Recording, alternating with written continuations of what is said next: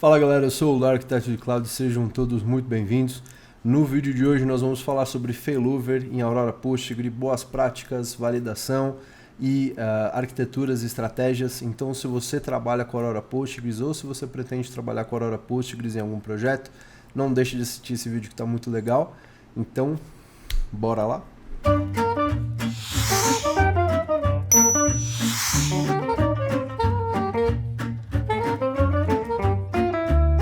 Show, galera. Então, bora. Aqui a gente está na nossa boa e velha console da AWS. Já preparei algumas coisinhas aqui no nosso lab. Então, primeira coisa que eu preparei é uma maquininha, uma instância C2.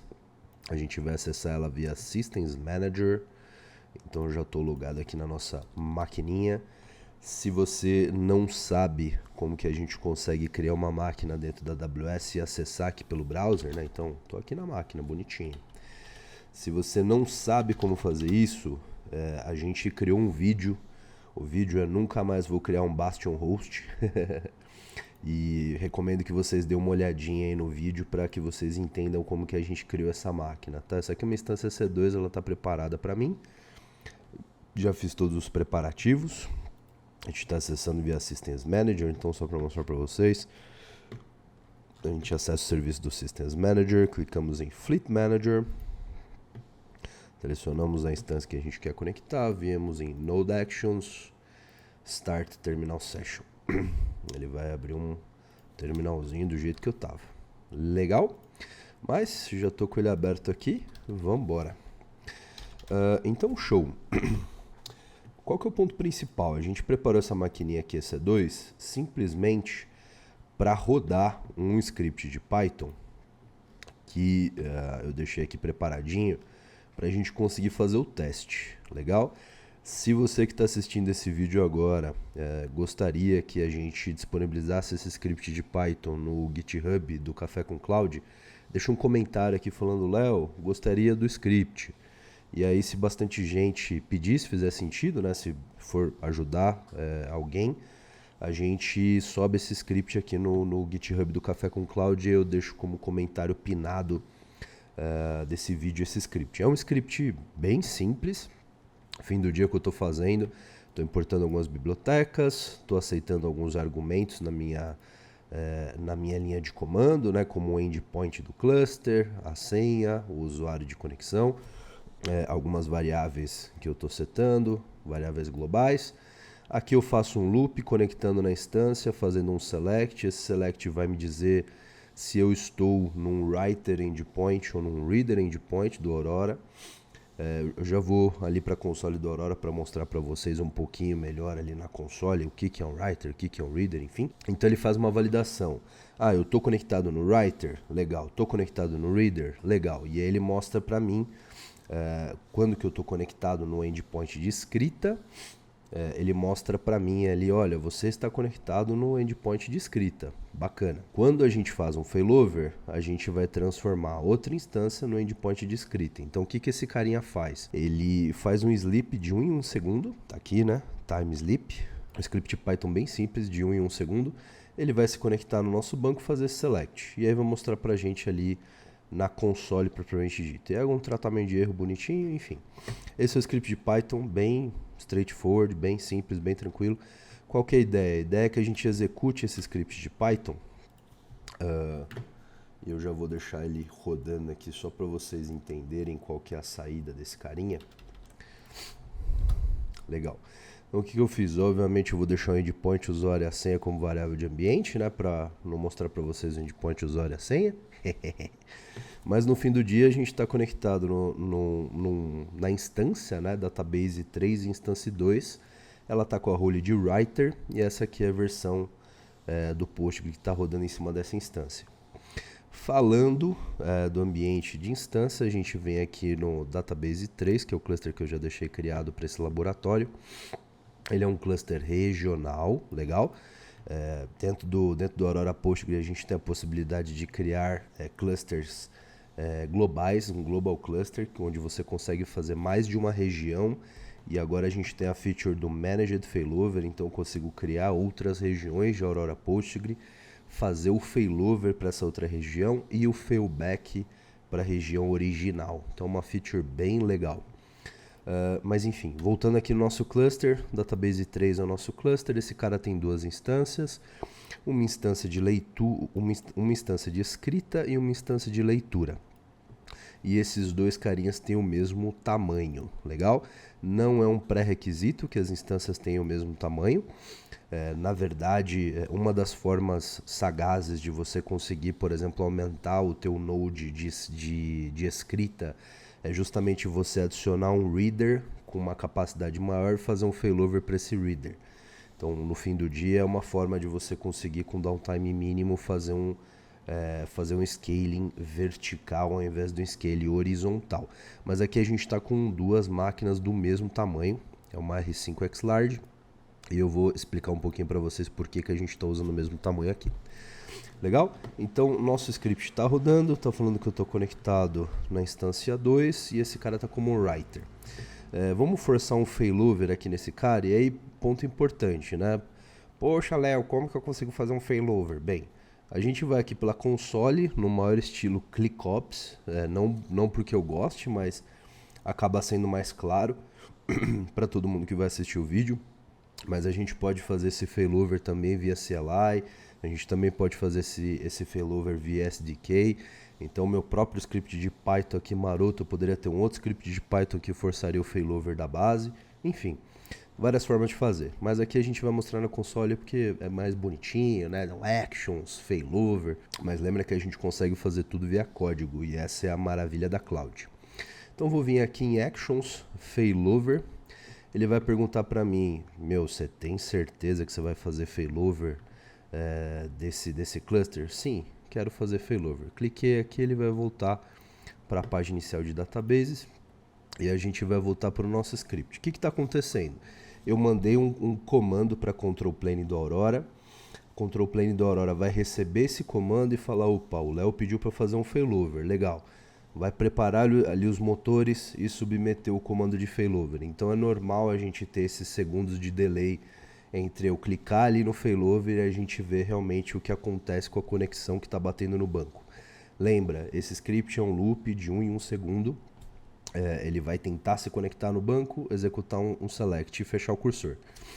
Aqui a gente está vendo que ele já recebeu o sinal, não conseguiu conectar na instância de Postgre. Ele falou, olha, estou conectado, mas eu ainda estou conectado no reader. O que significa isso é que a instância estava sendo promovida ainda.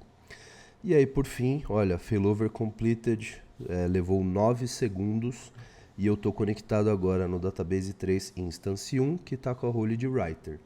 Então, a gente acabou de fazer um failover com sucesso dessa instância 2 para a instância 1. Como que eu consigo provar para vocês? Eu dei refresh nessa página de propósito. Aqui a gente está vendo que o Database 3 instância 2, que é essa instância, estava com o role de writer. Quando eu der um refresh bonito, vai recarregar a página. Recarregando. Recarregou. Legal. E aí vocês veem que agora o writer é o Database 3 instância 1. Então eu consegui jogar ali a role de writer do cluster de uma instância para outra. Lembra que eu posso fazer isso para aumentar? Olha, puxa, R5 XLarge já não está mais dando vazão, a gente precisa escalar verticalmente a escrita no banco. Então posso usar essa estratégia para fazer esse failover. Uma coisa interessante, se vocês voltarem aqui no script, esse script ele fala pra gente, olha, em 9 segundos ele fez o failover de um lado para o outro.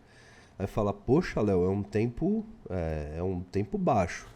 Sim, é um tempo baixo. Se você olhar dentro das documentações do Aurora, você vai ver que eles falam, olha, o failover normalmente leva alguns segundos até alguns minutos, dependendo da carga que estiver sendo submetida na base.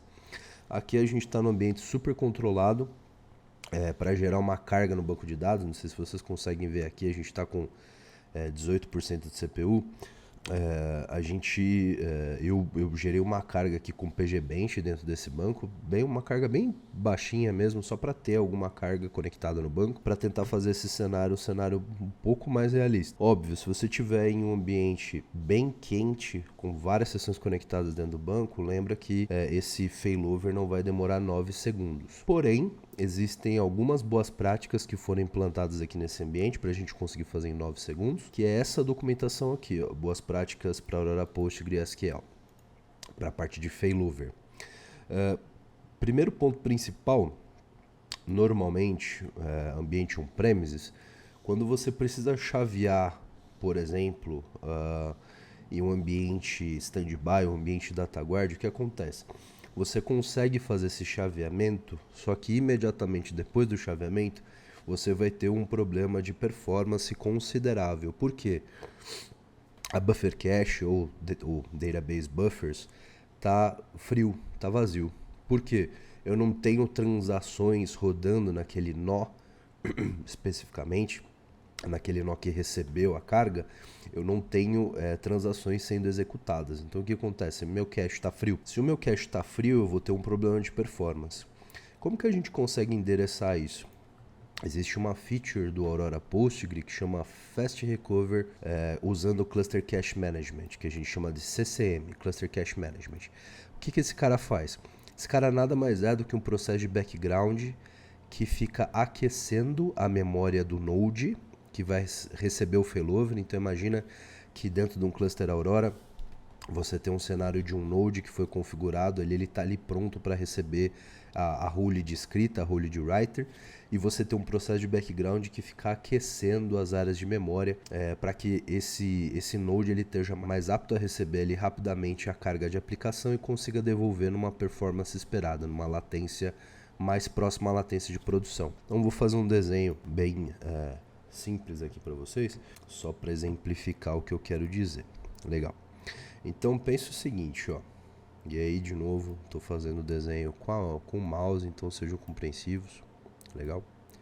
Opa, me ajuda, mouse. Legal. Então nessa linha aqui a gente tem o tempo e nessa linha aqui a gente tem quantidade de transações por segundo. Legal? TPS. O que acontece? Vamos supor, olha, a gente está full prod, nossa produção está rodando bonitinha e tal. O que acontece? Você tem um failover, por algum motivo você precisou chavear. O que acontece? O TPS vai a 0 no momento que eu estou fazendo o failover e depois, o que acontece? Conforme eu vou aquecendo, e aqui é o tempo específico de failover, né? Alguns segundos, aqui 9 segundos, pelo que a gente acabou de usar. E aí logo depois, o que vai acontecendo? Ele vai aquecendo as áreas de memória até voltar no TPS original e a vida segue. O que acontece? Esse tempo aqui que ele está aquecendo a área de memória, eu vou pintar de outra corzinha. Esse tempo aqui que ele está aquecendo a área de memória é um tempo ruim, né? Porque você já está com o ambiente virado, você já está com o ambiente estabilizado, porém você está com um problema de performance porque as suas áreas de memória estavam frias, né? O que acontece? Quando você habilita o Cluster Cache Management, esse tempo de aquecimento da área ele não existe. Então o comportamento, quando a gente tem o CCM ativo, é algo diferente. Então a curvinha vem, o tempo do failover é o tempo do failover, e tão logo a instância já esteja com a role de failover, ele já consegue voltar, se não 100%, algo bem próximo à quantidade de TPS que a gente tinha na origem, justamente por conta desse processo de background. Por isso que a gente usou máquinas do mesmo tamanho, né? Então, uma das características aqui é o requires that designated readers have the same instance class type and size, ou seja, se eu estou usando uma R5X-Large na origem, eu preciso usar uma R5X-Large para receber. Óbvio, se eu estou fazendo uma cópia de memória para pré-aquecer, eu preciso que essa máquina tenha o mesmo tamanho de memória para a gente conseguir pré-aquecer os database buffers para que esse tempo aqui de aquecimento não exista no nosso ambiente. Então é uma feature bem legal também. Recomendo, se você estiver usando a Aurora Postgre, recomendo que você implemente e veja qual que é a diferença que essa funcionalidade te traz em termos de tempo até que você consiga voltar a quantidade de transações por segundo que a sua aplicação necessita. Legal, então voltemos. Nosso Node já está virado, nosso Node Aurora. Uma coisa também que nós fizemos para ter esse downtime mais rápido possível, a gente também seguiu algumas outras boas práticas que também está nesse link. Como sempre, a gente vai deixar esses links para vocês, que é a configuração de TCP Keep Alive no servidor onde eu estou rodando. Então, lembra, se você tem um ambiente de aplicação, essas configurações de TCP Keep Alive, elas precisam ser feitas em todos os nodes. Se você já tem, por exemplo, um pipeline de imagens das suas máquinas de aplicação, essa customização já pode fazer parte do teu pipeline. Se você não sabe como construir um pipeline de imagens, a gente tem um episódio falando do EC2 Image Builder, onde o Mr. Dev e o Sr. Ops ficam brigando, e aí a gente consegue resolver o problema dos dois, deixar os dois em paz, usando o EC2 Image Builder. Então recomendo que vocês dêem uma olhadinha nesse vídeo também. E aí, fora essas configurações que são configurações feitas no sistema operacional, você também tem configurações específicas dos drivers de conexão. Então, eu recomendo que vocês dêem uma olhadinha nessa página e adequem o ambiente de vocês a essas boas práticas. E aí, óbvio, a gente vai ter um tempo de failover menor. Aí, os mais sagazes devem estar pensando, poxa, Léo, mas você não está usando RDS Proxy. Você está conectando direto no banco de dados. Aí eu vou te falar exatamente, eu estou conectando diretamente no banco de dados. Se a gente usasse RDS Proxy, qual seria o efeito? Então, deixa o teu comentário aqui, se você quer que a gente faça o teste com RDS Proxy, deixa o teu comentário aqui no vídeo e fala, Léo, eu quero que você faça o teste com RDS Proxy. E aí, se fizer sentido, se for ajudar bastante gente, a gente faz aqui o laboratório colocando o RDS Proxy entre a aplicação e o cluster Aurora para ver em quanto tempo que a gente consegue fazer esse processo de failover. A ideia é que esse processo de failover, quando a gente implementa o RDS Proxy, é um tempo de failover muito mais otimizado, ou seja, um tempo de failover menor, gerando obviamente um tempo menor ali de downtime para as nossas aplicações. Então galera, é isso, espero que vocês tenham curtido.